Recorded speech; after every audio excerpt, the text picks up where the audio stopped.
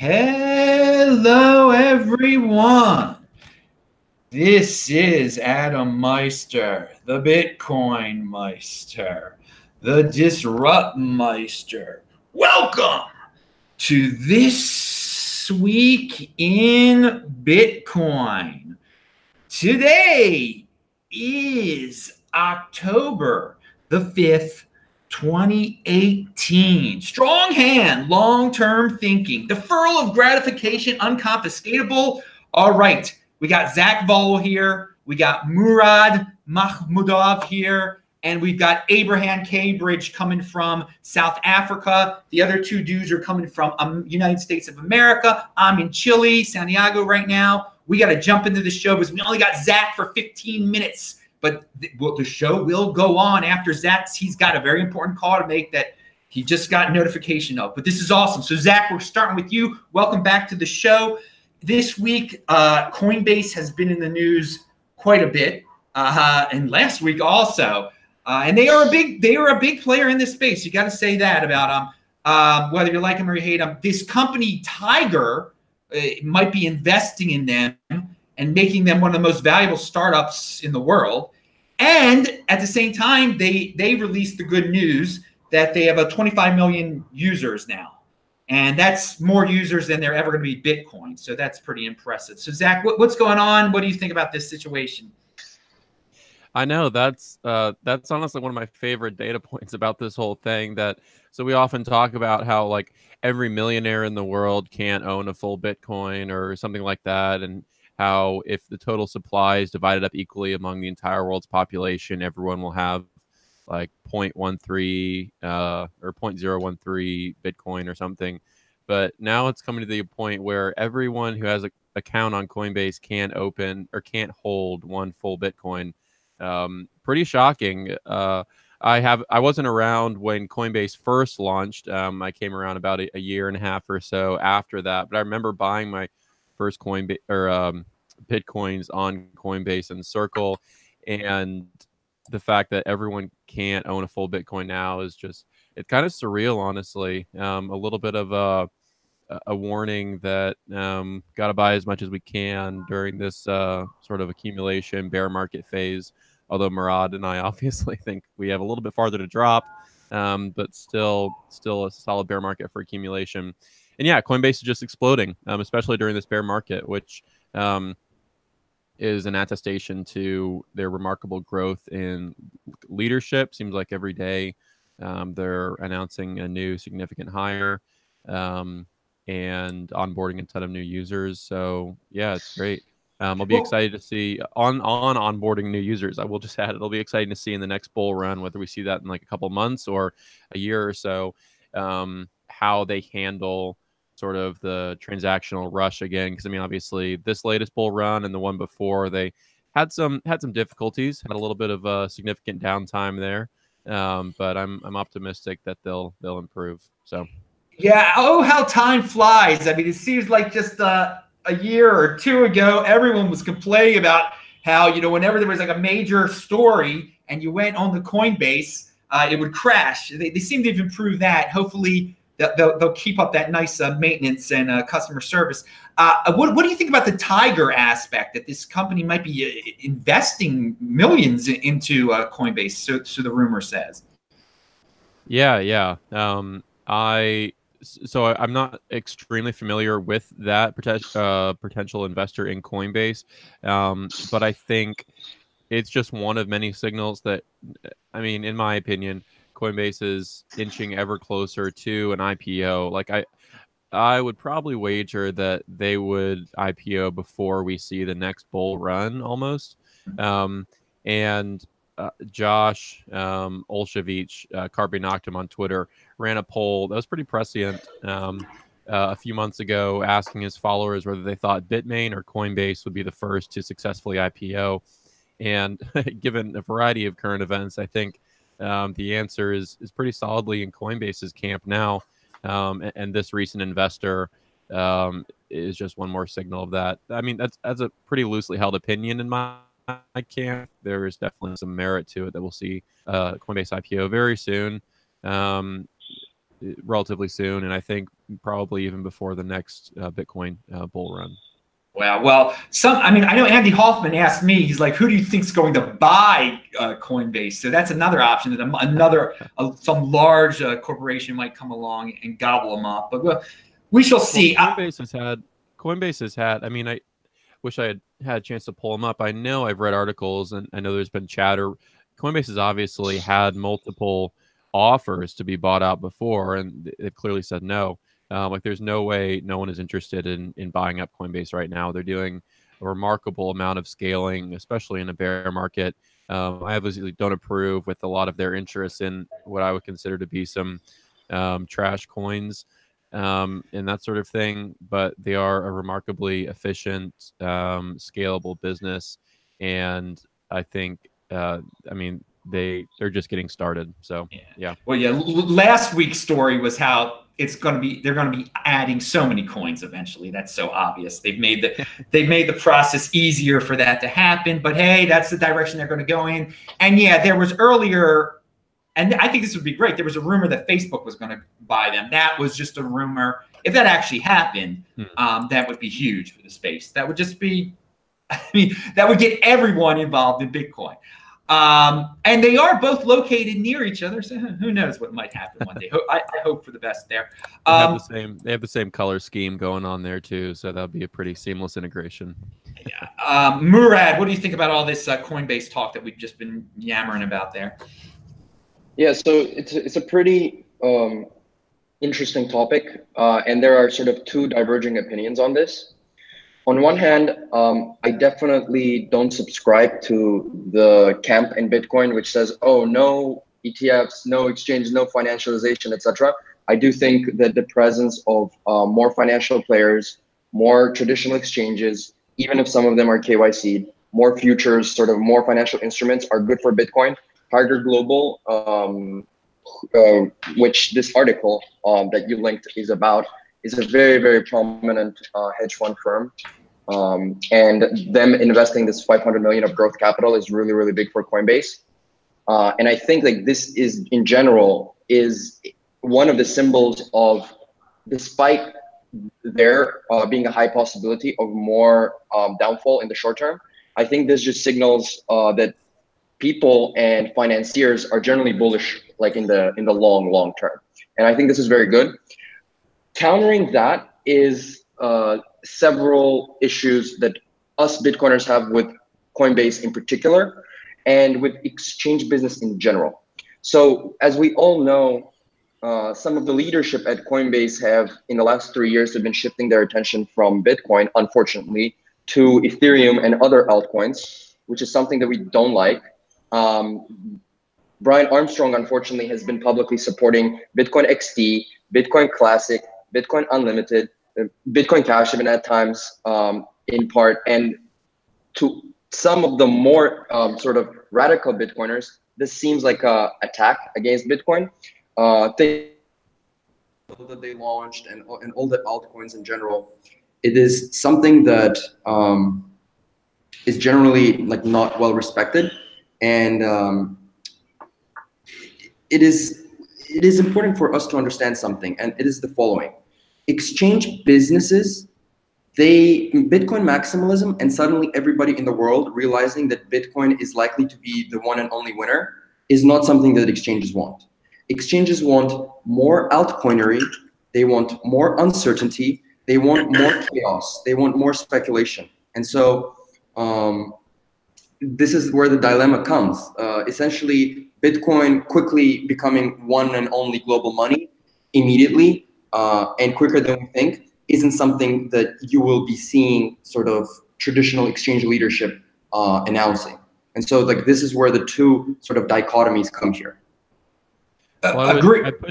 Oh, sorry. No, Zach, go please. I just wanted to push back on that exchange narrative a little bit, because I think it's important to realize that there is sort of a break in the type of exchanges we see. So Coinbase obviously started off as the Bitcoin exchange. That was their goal. Then they added Ethereum, and they sort of changed the narrative a little bit. And so we see they're sort of slowly ever more drifting into the Binance and BitMEX camp of exchanges. At the same time, we see your like hodl and BISC and these sorts of exchanges that are focused on one particular type of coin and might support a small bucket of others, but very few and very minimal support. And even key storage solutions like Casa, for example, are supporting Bitcoin and eventually adding support for a very small number of coins based on consumer demand. But there's two very different types of exchanges in the world. One that are focused on Bitcoin with an extreme emphasis placed on securing Bitcoin storage and exchange and that sort of thing. And then this casino type of exchange, which Coinbase is slowly shifting its brand towards. And I've tweeted a number of times that I don't think that's good for their image. I think that might cost them their shirt given their original branding. But be that as it may, they're still scaling and growing exponentially, which is good given their influence in the space. But they are just objectively shifting into the casino type of exchange instead of the Bitcoin centric with marginal support for alts type of exchange, and we'll see how that plays out. Yeah. So Murad, you have any thoughts on that? The feedback for you there? You know, there are two different types of exchanges. All right. Yeah. Cool. Oh, sorry. For sure. No, I definitely agree with Zach's points. It's just that sort of we need to understand sort of the business model of exchanges. People not being sure about what the winner is, or people not being sure about sort of which coin we're all going to converge to or whatever. People not generally being aware of what I believe are the likely monetary dynamics.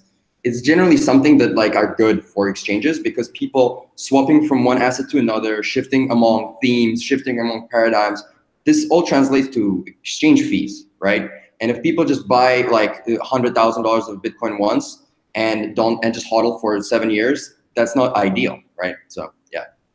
A strong hand, people. Don't do what Coinbase wants you to do. You want to just hang on to that stuff. That's what I say. That's what I do. Pound that like button. We're going to get to Abe in a second. Don't worry. I know Abe's got stuff to say about this, but I know Zach's got to leave in a second. So we'll get back to what we just talked about. But you had a great interview, Zach, with Casa. Tell us about Casa, because that was, I thought that, and I didn't link to it below, but I linked to it in a previous video of mine that I talked about. What are your thoughts on Casa and the name? What was the name of the guy you spoke to there? He was the guy in charge he graduated from Duke. That's all I remember. Yeah. Jeremy Welch, their founder, phenomenal guy. He actually studied political philosophy in school and then became a front-end developer and eventually launched Casa, which obviously now Elena and Jameson and a whole bunch of other people are building at right now. They just announced bringing Elena on board at Crypto Springs, the conference out there in California. I love Casa. They very audaciously claim to be the best key storage solution in the world. It's pretty obvious that it's true. If you want to listen to the interview, it's the latest episode of the Coin Pod, simply at the Coin Pod on Twitter. I think it was honestly a high quality interview. In about 30 minutes, we covered a huge amount of content. The cool thing about Casa is they have a list of several principles that guide all of their business decisions as far as how they develop products. Jeremy explained that they haven't made all of those principles public yet, but he did share two with me. One of them is the sovereignty of their customers. That's their number one priority, is protecting the sovereign wealth of their customers in every product that they make.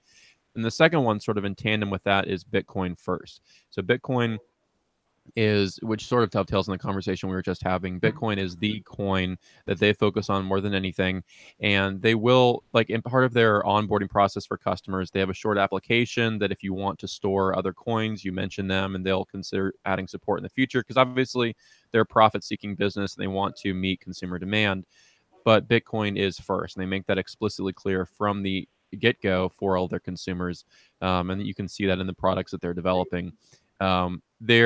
They have a roadmap, and so also dovetailing on the conversation we were just having, Jeremy explained that he sees coming soon a day of reckoning where people significantly detract their current usage from these centralized exchanges where they have no control over their coins, to much more secure solutions where their interactions with centralized exchanges is much more significantly reduced from the levels it's at right now.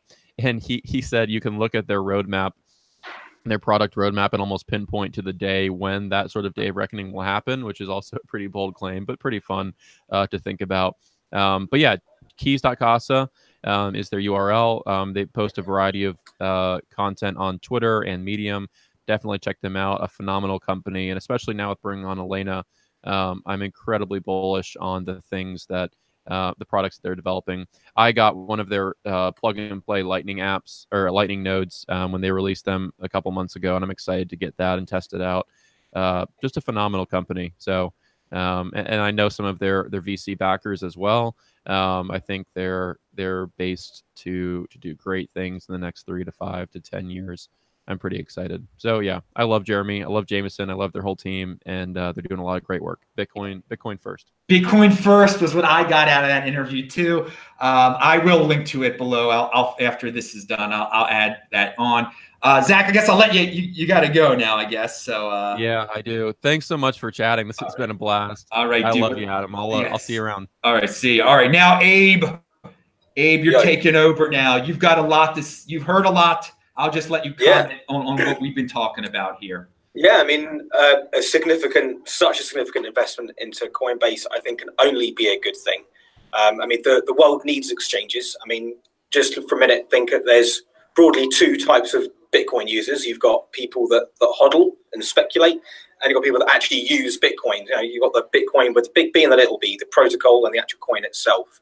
Now, the more people that actually use Bitcoin as a payment system, which is what it was built for, that drives up the price for the hodlers. So having such legitimacy given to Coinbase with such a significant investment legitimizes it, brings more users in. As more users come in, actually using Bitcoin as before, the price goes up. So it can only be a good thing. You know, I don't keep my Bitcoin on exchange. Some people do. Coinbase ultimately will become a kind of a bank of the future. It is basically a bank already. That's fine. People want to keep coins in there. That's one thing. But the fact is that it legitimizes the whole system, and that's great. Now, but what do you think about this Bitcoin first concept? Because obviously Coinbase does not have a Bitcoin first concept. They're listing all sorts of things there. So so this is it's a new term to me too. Yeah, it's true, but most people only know Bitcoin. I mean, some people probably have heard of Ethereum, so they may have all these other altcoins on there, but most people don't know what they are. I mean, my father owns Bitcoin. I made him buy it, but he doesn't know what anything else is. He's not gonna go and buy it on Coinbase if he sees it. So you know, it's like a niche market there, and you know they may try people to push other things, and people won't try it. But ultimately, I think most people are going to be buying Bitcoin. Well, I see your dad's not impulsive. Buying Bitcoin first. I think that's it. Bitcoin first means you buy Bitcoin first, and then you go and buy other cryptos. That's another way of looking at it. But I mean, we were talking about Casa. Casa, you know, is basically saying, and if you listen to the interview, the guy said, you know, Bitcoin is the one. Okay, but then we'll do business with the others. What Coinbase is saying is, hey, we'll do business with everybody. This is almost the casino type of thing here. And I will have a little pushback for you. The people who go to Coinbase, the impulsive Americans that go to Coinbase, they see that Bitcoin is $6,000. I'll just get this cheaper version of Bitcoin, this Bcash or this Litecoin or this Ethereum. So there are people who want to get into crypto who just they'll buy the cheaper version type. There's no Bitcoin first base to them at all. So I mean, I'm glad your dad's not impulsive and a long-term thinker, and I'm glad. Yeah, well, I mean, I just think that we need exchanges. I mean, I use exchanges because I need to get money into and out of fiat. I mean, that's what the system is for. I mean, I hold Bitcoin as well, but you know, we need to transact around the world. Use Bitcoin. Exchanges are required, and the more users on there, the more liquid it is. You know, that's the bottom line to this whole story is that this company, whether you like them or you hate them, is getting a lot of people throwing money at them, a lot of people signing up for them, and that is good for the space. Murad, what is your take on Bitcoin first? I know what I mean. You're a Bitcoin firster, of course, but any elaboration on that? I mean, I like to say that even if someone is to sort of make the more speculative bets into altcoins, at least 90%, at least 85% of their portfolio should be in Bitcoin, at least. And I think like it's kind of crazy, like the fact that Bitcoin and all the other altcoins are listed in one list on CoinMarketCap and dozens of these other websites makes a lot of people who aren't very experienced with the space think that like those are comparable or those are on the same level. But a lot of people, even a lot of people who have been in the space for like months or years, they don't understand sort of the gap between Bitcoin and everything else in terms of sort of the monetary network, the liquidity, the volume, etc. It's really on a whole nother level.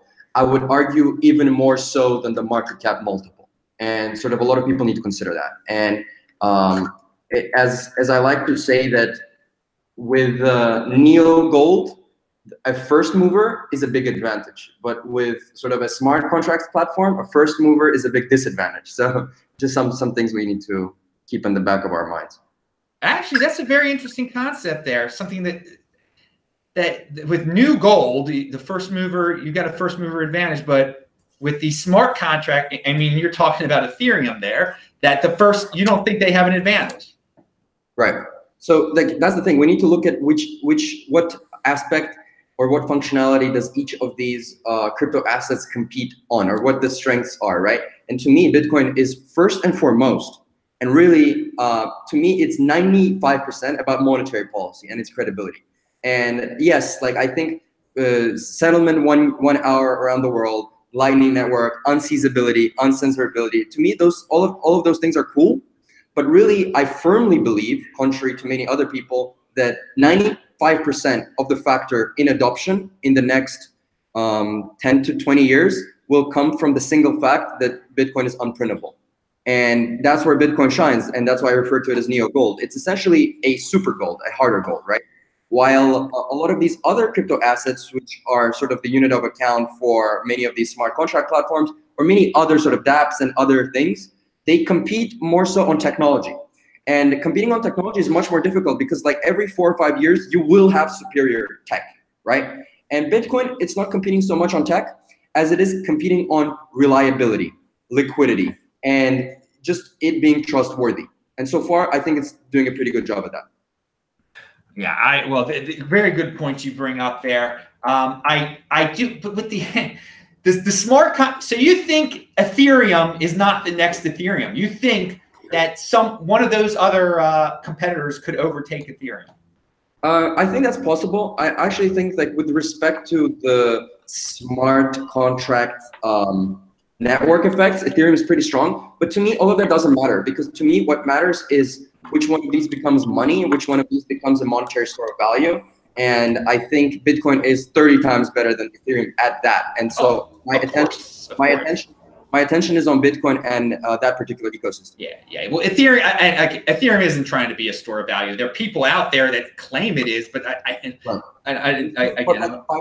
by my monetary sort of Austrian logic, if any of these things isn't trying to become a store of value, and it isn't equity, and it isn't debt, then it's worthless, essentially. These things are either a dominant money or they're nothing. Yeah, there are many people, there are many Bitcoin maximalists that will agree with you 100% on what you just said there. Before we move on, any thoughts on that, Abe, what we were just talking about there?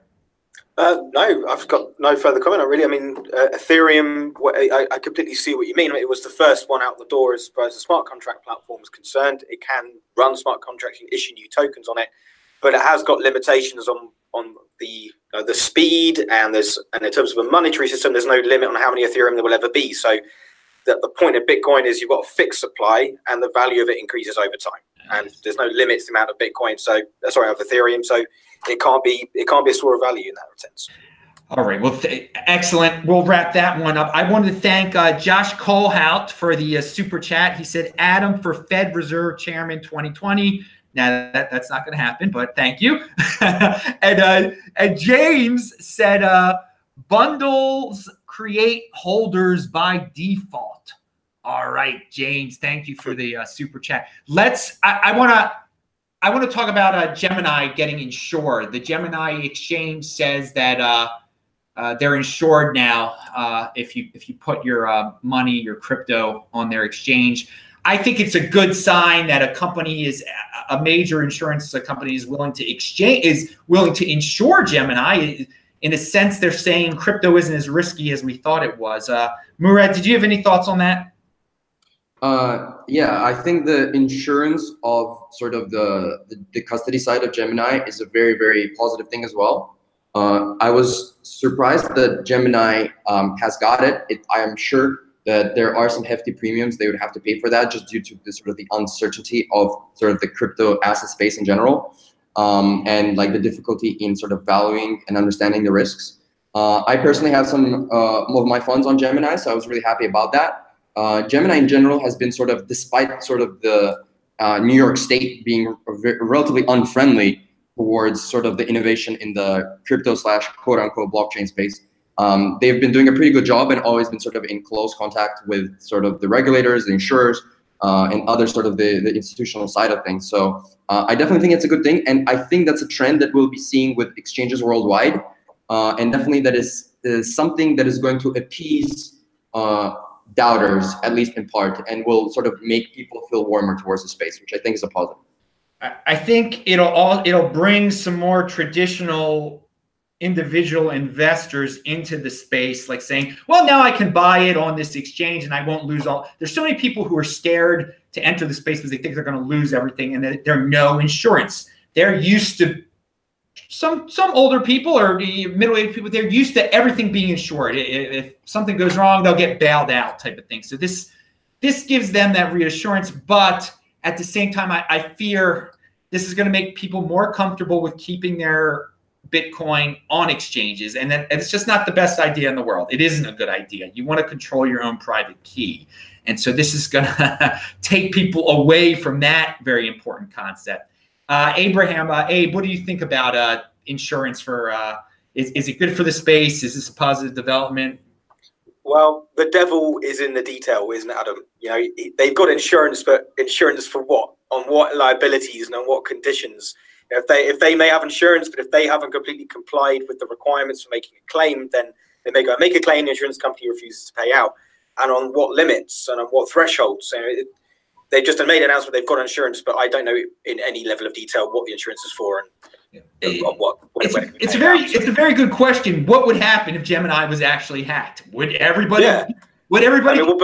Exactly. They're making it out that everyone would be paid, because they also keep reminding us, and I linked to it below their press release. They're also FDIC insured, and I don't know too much about financial insurance, to be honest with you, but all I do know is I have business insurance in place and public liability. They've always got limits on them.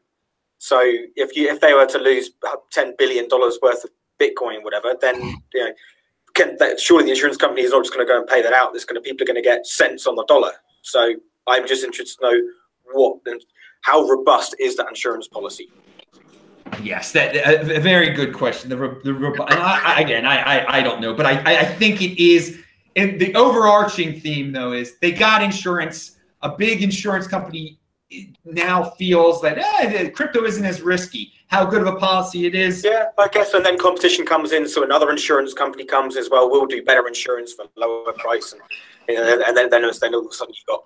That's a good thing. It makes it seem like it makes crypto seem like a more legitimate industry, which is good. I mean, this is all going to come in time. It's all the evolution. The evolution. I mean, if Mt. Gox had insurance in place, we might be looking at a very different Bitcoin ecosystem right now. Oh, would we have? I mean, yeah. If everybody would have been bailed out right away, who knows? But there's no what ifs. We move on. Personal responsibility is the new counterculture, people. So if you don't want to worry about how good of an insurance policy Gemini has, control your own private key. I'll leave it at that.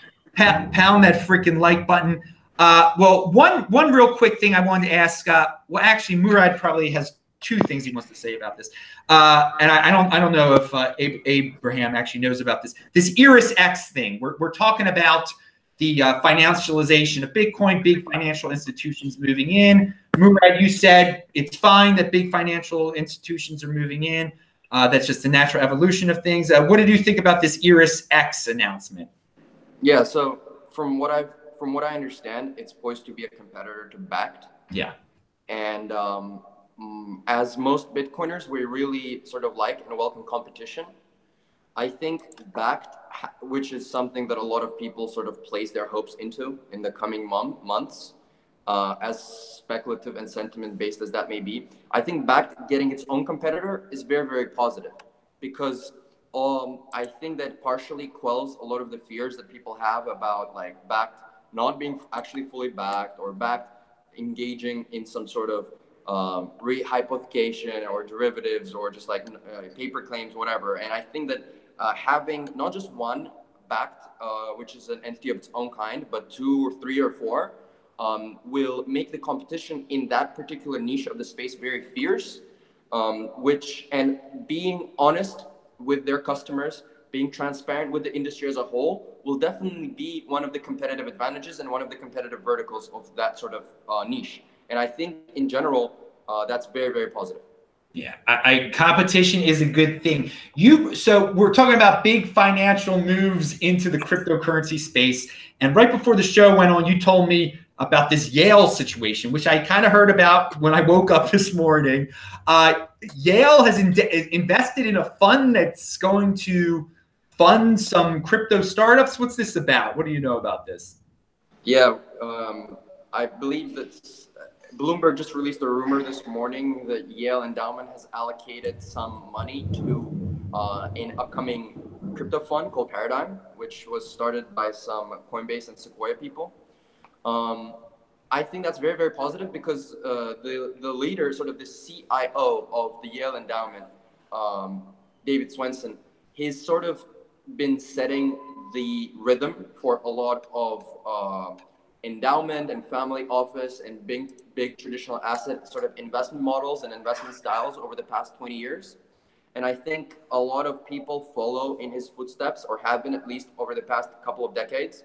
And if Yale, who's traditionally the trendsetter in terms of allocations, has invested, from what we hear, into the Andreessen Horowitz crypto fund and in the new Paradigm crypto fund, then I think that's generally very, very positive. And it's a signal for similar things to come. Yeah, that's the way I'm looking at it is this the first step of other huge endowment funds jumping into crypto? I think it is. Oh, wow. I mean, that's a big thing too, because I hadn't heard about endowment funds messing with crypto. You would think they'd be more of a conservative type of investment thesis, but that's great. Hey, if Yale's really doing this now, they'd be better just buying Bitcoin. I don't, all these different type of funds that buy into funds that fund companies that deal with crypto. It seems like it's an unnecessary middleman. I think in the long run, they'd be better off just buying, $100 million worth of Bitcoin instead of buying a $100 million fund that's going to fund some company. But hey, we'll see in the long run. We'll see in the long run with that. I don't.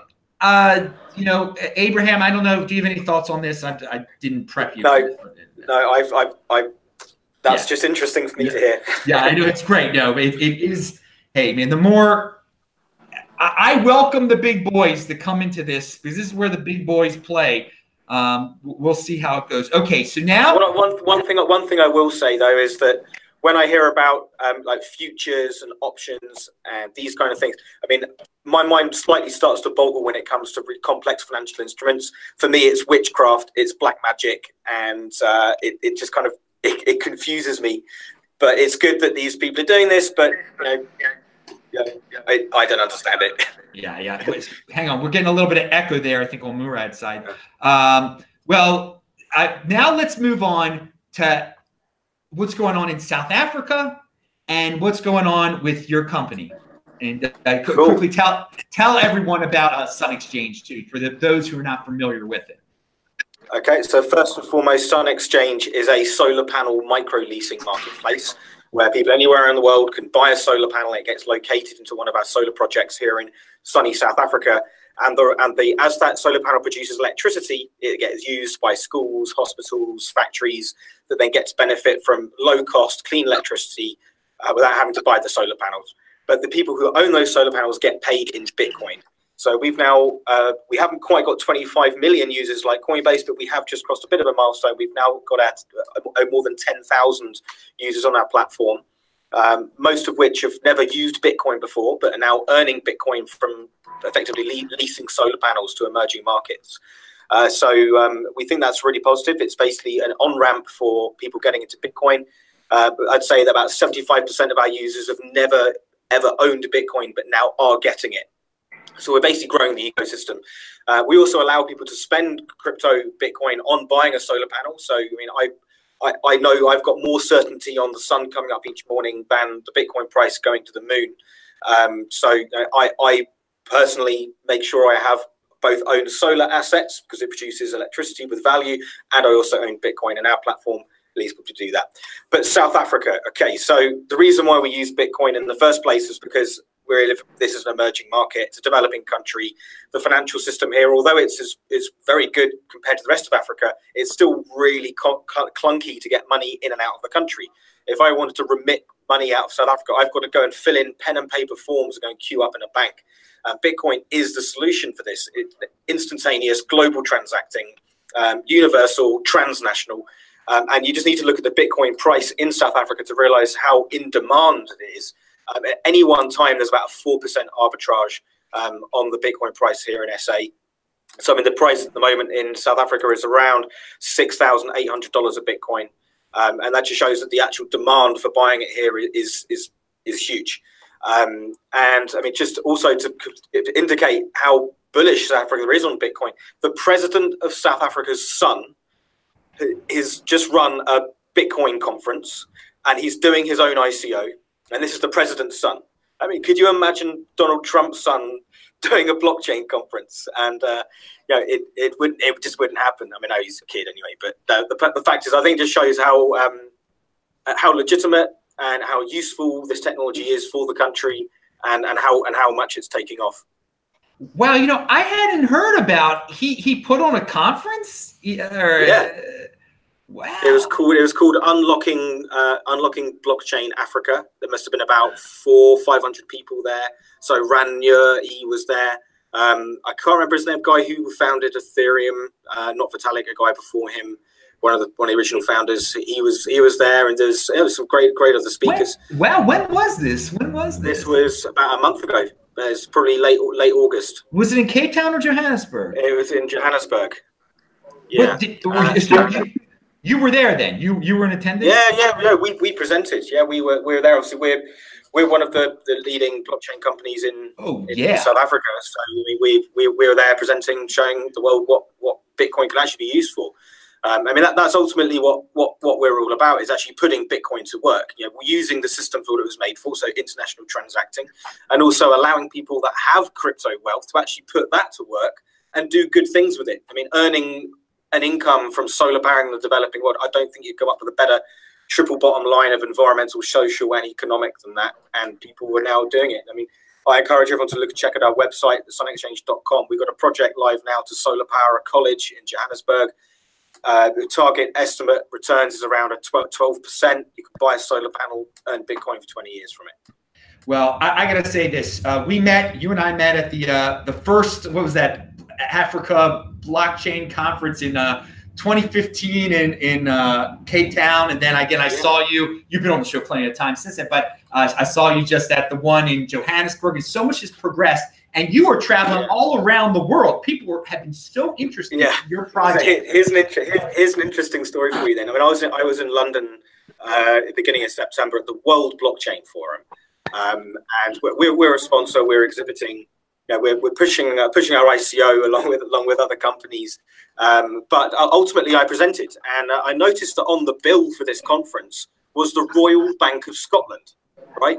And anyone who's into Bitcoin knows that the Genesis block of Bitcoin has that message from the 3rd of January 2009. It's like Alistair Darling, Chancellor of the Exchequer, bails out banks the second time. And that bank is obviously the Royal Bank of Scotland. So £42 billion of public money went into bailing out the Royal Bank of Scotland, which is what catalyzed Bitcoin in the first place.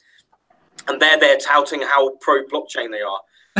But I basically went on stage and I rewrote my presentation specifically for the Royal Bank of Scotland's benefit.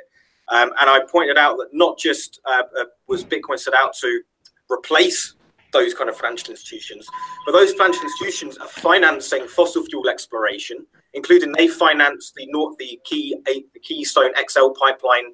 As you're in the States, Adam, you probably saw the human rights violations that went on with the Standing Rock where they're trying to build this crude oil pipeline from hydraulic fracked oil, crude oil, across the Missouri River, which provides drinking water to millions. That was financed by the Royal Bank of Scotland. So although people who are truly into crypto are trying to move away from the conventional finance institutions, whilst Royal Bank of Scotland is still financing oil and people are still using oil, we haven't progressed. You know, those guys are still making money out of our addiction to fossil fuels. So we've got to get into solar. If you're into crypto, you've got to be into solar. The two worlds are so beautifully aligned. They're basically the same thing. Bitcoin is to money what solar energy is to energy. Sun Exchange links the two things together. Oh, and the Royal Bank of Scotland refused to present after I presented. They were on the bill. They refused to get on stage. There is some. This Abraham Cambridge is a character. This is his thing. You've just got some classic from him. It is interesting that the Royal Bank, they're trying to be in the blockchain space. That is, I mean, they all are. I mean, they make it look like they're being really progressive and they're making strides to get into this technology. But everyone knows the point in it is you get rid of the middlemen. You get rid of the inefficiencies in the process. You don't want a tower block of hundreds to thousands of people plugging away at computers doing something that a protocol can do in a distributed manner that's far more secure and more efficient. And that's what Bitcoin is. That's what's been built, and that's what it's for. So, I mean, banks are going to have a role, yes, for making loans and things like that. But ultimately, they're signing their own death warrant if they're really trying to develop blockchain systems, because if a true blockchain system is going to be decentralized and distributed, which makes the role of a bank superfluous. Well, unfortunately, going back to what we were talking about beforehand, there always are going to be people who can't control their own private keys and will demand there be crypto banks to hold their cryptos for them. And so these banks, if they just evolve a little bit and say, hey, we're a custodial service now, we'll hold your crypto for you, so many people will just let them do that, even though they shouldn't. It's a little, I know it sounds weird to us hardcore crypto people that there are people that want crypto but want a bank to control their crypto, but most people are collectivist. Most people want, most people like storing their data on the cloud. There's no such thing as a cloud. It's just someone else's computer. If people were concerned about having data leaked, then don't don't have Gmail, don't put it on Google Drive. Keep your data local and keep it secure. But if you're happy to have your information shared and it be lost or someone read it or steal it, then so be it. It's up to the users, I guess, at the end of the day. But I'll put a link to the presentation I gave in London on the wall here so people can take a look. But yeah, I've done a lot of traveling. I'm trying to stay put in South Africa now because our main goal is to get solar projects on the platform. We want to be doing about 1 megawatt of solar projects by the end of the year. Send me that URL to guys. Everyone who's watching this, I'll put that below. All these guys are linked to below, including Zach, their Twitter and everything. But I'll add that presentation and everything else that we talked about. Everybody, pound that like button if you can tell that Abe is originally from the United Kingdom. That's the accent you're hearing there. I know Americans can't tell the difference. I can tell the difference now between the South African and you're a very well traveled man, Adam. Yeah. All right. So but I moved to South Africa. Sunshine. There's not much sun in the UK. No. Well, there's a give and take. There's certain things that are good in the UK, certain things that aren't too good in the South, the security situation. But that's for another video. Murad, we're getting back to you here because I want you to talk all about this Bitcoin market value to realized value ratio. I linked to the article. I actually talked about it in another video of mine. I've talked about the realized value before. Explain all this. I mean, everybody's familiar with the Bitcoin market cap, which is everyone's familiar with the Coin Market Cap site, which popularized it, to say the least. And but this realized value measurement is better, I think. And that's who came up with that. Nick Carter came up with that. And now you've got a ratio that relates the two, Bitcoin market value and realized value. So explain it all from the beginning. Murad. Oh man, what's happening here?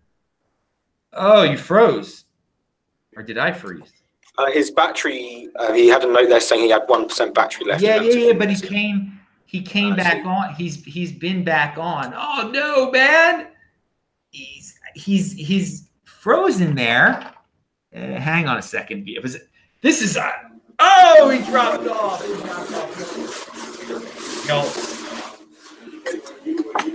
He'll come back, I hope, because this subject matter is of importance. Well, while we wait for him, I know some people are interested in what's going on in South Africa. We hear a lot of different things politically. You talked about the president's son. You live in a city. You live in Cape Town. I do. Are you affected at all by what we hear about what's going on the farms and about that? Okay, so this is a really interesting topic. Okay, so I mean, for a start, there's no genocide happening. There's no one being murdered. Really, it's like, you know, there are murders in South Africa, but it's not like there's people coming into farms and shooting people. That's not happening. And Ray, there's this thing called the Land Reappropriation Act. Hang on, I can't even pronounce the word. But there's an act to reappropriate land, and that land was basically stolen in the 1920s by white settlers, came in, took land off people. But the point is that the land that they took, or the people who were on that land, it wasn't their land in the first place. They came in and offset a civilization before that. So whose land is it? No one actually owns any of it. It belongs to planet Earth. It doesn't belong to anybody. So it's basically nonsense. I mean, it's basically the Khoisan tribe were there before the tribes who are now trying to take that land back. And this was like hundreds of years ago. So it's just a cyclical nature of what goes on in the world. You know, one person has power over another, they try and take the land off the person who's got less power. So it goes on, but it doesn't really concern me. When I go down, buy my croissants in the morning, by the sea, I drink my coffee, it's very chilled. There's no genocide happening. Okay. But yeah. Now there's...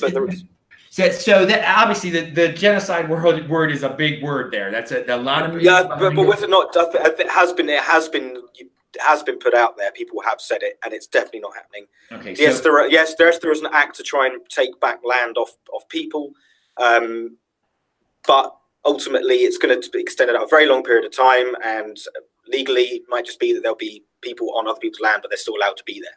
Well, now the way this relates to Bitcoin, it is. So the government is coming up with a way to make land ownership not as, should we say, solid as it was before. I mean, when there's that threat that, you know, I think I own this land, but maybe now I don't own this land, that creates some, I guess, asset turbulence.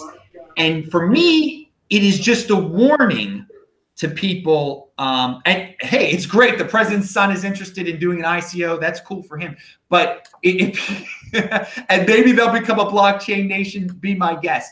But if you're a landowner there, you need some insurance. I mean, they can't take your Bitcoin. Is what I'm saying. They can't take that. They can take your land. I'm not saying they can't. Someone can come on and say this land is now owned by somebody else. But that happens in the UK. People now have repossession orders declared on them because they're going to build a bypass, they're going to build a bridge. It's like you've got no choice. You need to sell your land to this person at this price, and you get kicked out.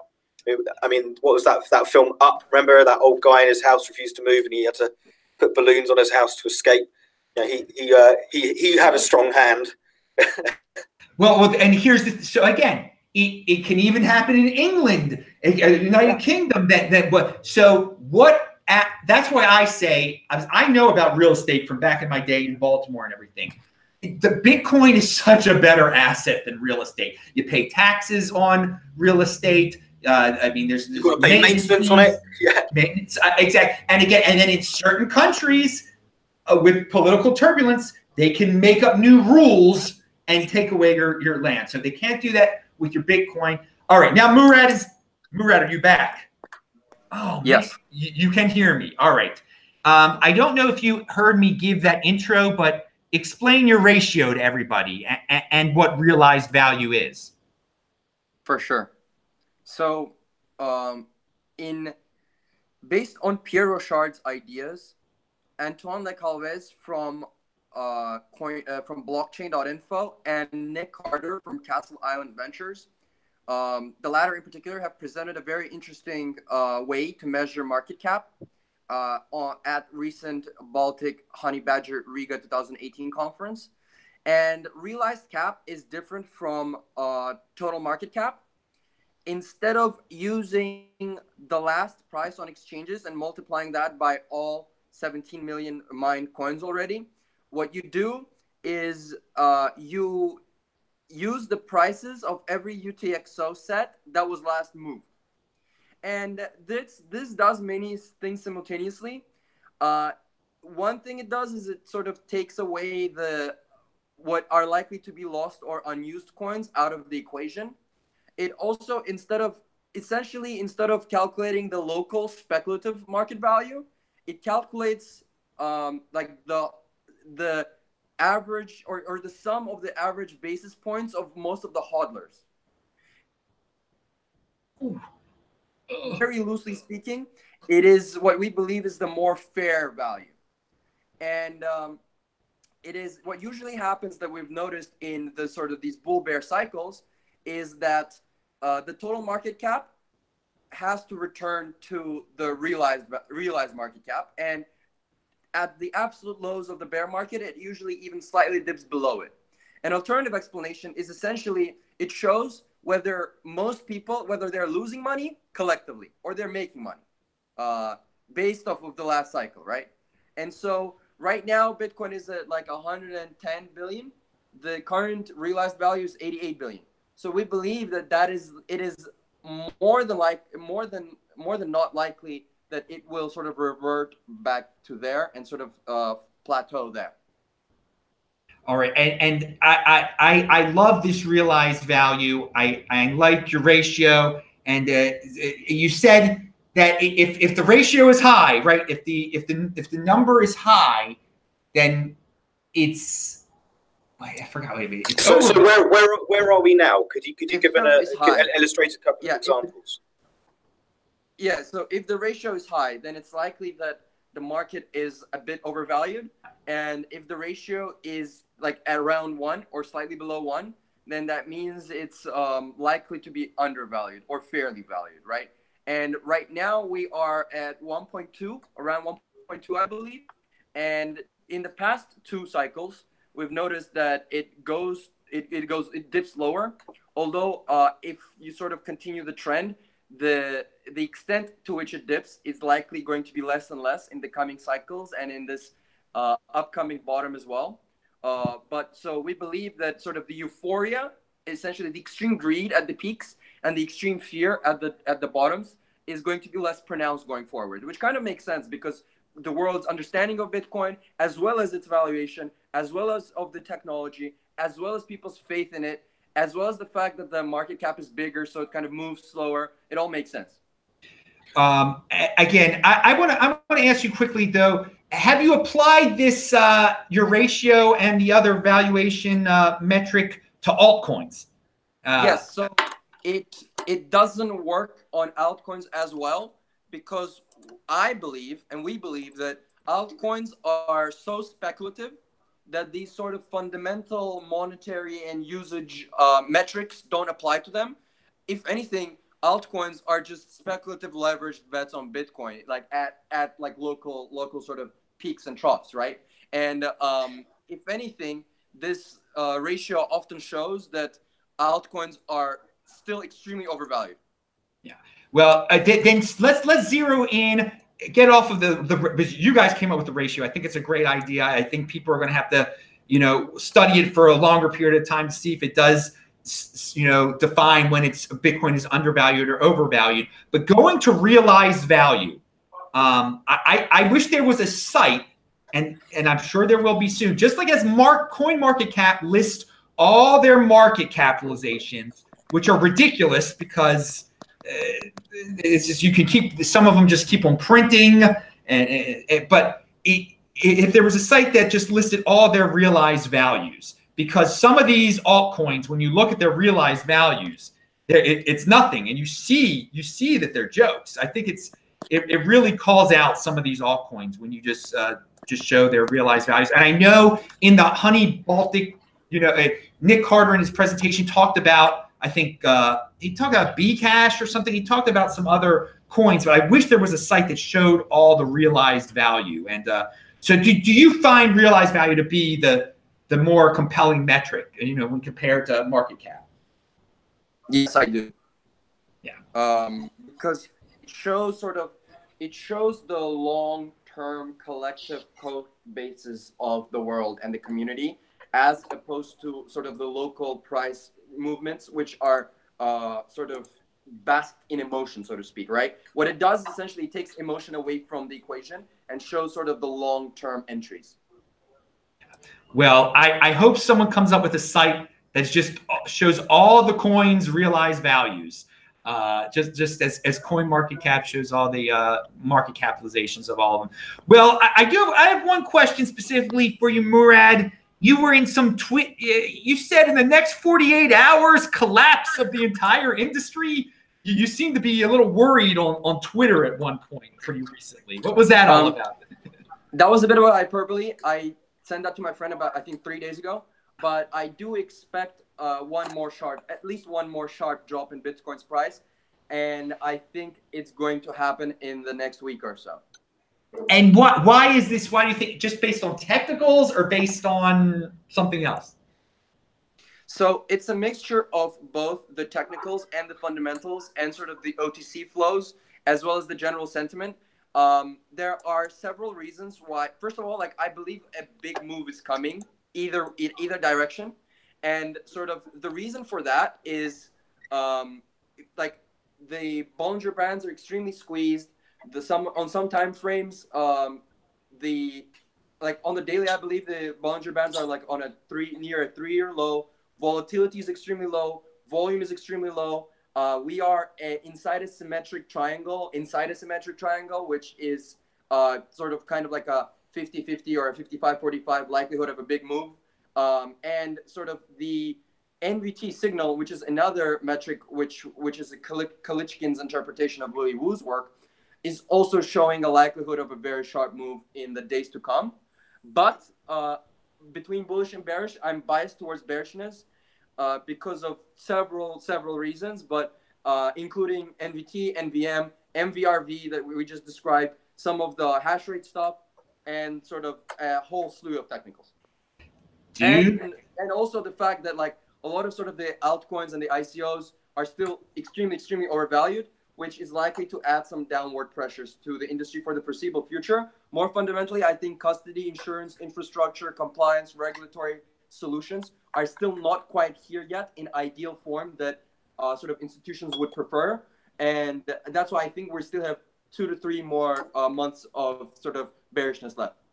All right. Long-term thinking, people. Now, first of all, that's your technical analysis you're going to get on this channel. You don't get that much here at all. But hey, man, if Murad's here, he's going to give me some technical TA. You got some TA today, people. Pound that freaking like button. All right, let's wrap this baby up. Abe Cambridge, any conclusionary thoughts? Anything that we left out? Anything you wanted to add? I just want to point out or remind people that it's a self-fulfilling prophecy that for Bitcoin to become successful more than it is and to increase in value, it's got to be used. I would welcome people to use at least some of their crypto to solar power Africa through the Sun Exchange. Go check out our website, thesunexchange.com. That's my plug. All right. And now remember, some South Africans they're gonna leave some comments under here. Abe has said he is not a you're not a South African, you are from England originally. So. I've been here, I've been here 4.5 years. I feel very at home here. It's a great country to live in. South Africa is a land of opportunity. People say that the UK and the United States are, but really it's not. South Africa is like, there's so many issues and problems here. That's opportunity. You solve a problem, you've solved it, probably you get rich. Yes, so I'm just saying there are a lot of people that haven't heard your exact take on South Africa, and it's influenced from different. I mean, you are on the streets of a city right now, so so some people are already saying, well, he doesn't know what's going on the farms or whatever, and yeah, he's not. I mean, he's not physically there or anything like that. He's giving you his perspective as a British guy in. I travel around the country. I've traveled all around. I've driven around the whole Western Cape. I've took into Durban, Casino Hotel, Gauteng, I've seen what's going on. There's no warfare happening. It's political, and it gets overhyped. And Fox News glamorize it, and they say about Fox News. If you hear it on Fox News, you know it's bullshit. Also, I'm not allowed to swear. Well, again, I bring all sorts onto the show here. We've got you're toward the more liberal end of things, definitely. So yeah, Bitcoin Meister brings in everybody from all over the world here, baby. Pound that freaking like button, people. All right, Murad, your conclusionary thoughts. Be in motion. That I like that. I like that a lot. I've heard that somewhere else before. Okay, now, all these dudes are linked to below. You can contact them. Tell them what you thought of this show. Remember, we do this show every Friday. This Week in Bitcoin's on every Friday. We don't know what time it'll be on. Next week, I do know we'll be talking about another controversial country. That is Venezuela. We'll have Gabriel for Venezuela will definitely be on next Friday. Who knows who else will be on. But anyway, I do a new show here every single day. Tomorrow's the Beyond Bitcoin show. So anyway, everybody, enjoy your weekend. Pound that freaking like button. I'm Adam Meister, the Bitcoin Meister. Can I apologize to any South Africans to have had their land taken off them? If they have had the land taken off, I apologize, and I'm completely wrong. No. Hey, I'm glad you got that in there.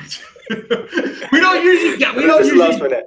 People are interested in South Africa here. I mean, there is a. I want to go back to that. There's a crossover because people who are into Bitcoin are not into state intervention usually. So when you hear about the ultimate in state intervention, possibly, the targeting of a race of people for murder, that's the complete opposite of Bitcoin type of thing. So we have this crossover interest here. So that's why we don't even usually talk about politics and stuff like this. Yeah. But I mean, we got a guy from South Africa here. Why don't tell us what he's seeing? But I have always pointed this out. And walking the streets of Johannesburg, you have no idea what's going on the farms. There's just a disconnect. There is a disconnect. I mean, if there was something horrible going on those farms, and there may be, I couldn't tell by just walking around. And most people are in the cities there. So I mean, it's an interesting point. Anyway, everybody, have a great weekend. Shabbat shalom. I will see you all later. Out of here.